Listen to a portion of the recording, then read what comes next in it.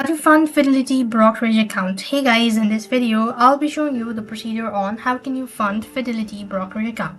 Fidelity retails brokerage account like a Fidelity Cash Management accounts and a standard Fidelity account have no minimum balance or initial deposit requirement.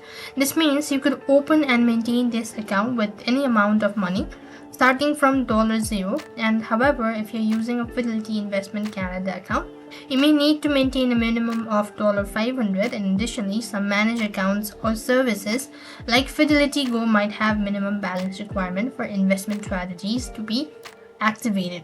If you want to deposit or fund your brokerage account, then you just have to follow these steps. So here what you have to do is, first of all, you need to deposit money into an account.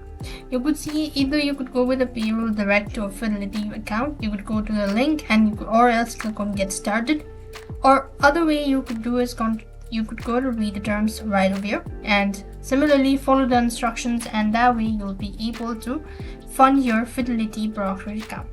That's all for this video. I hope the video was helpful. Make sure to like, share and subscribe. Thank you for watching. See you in the next video.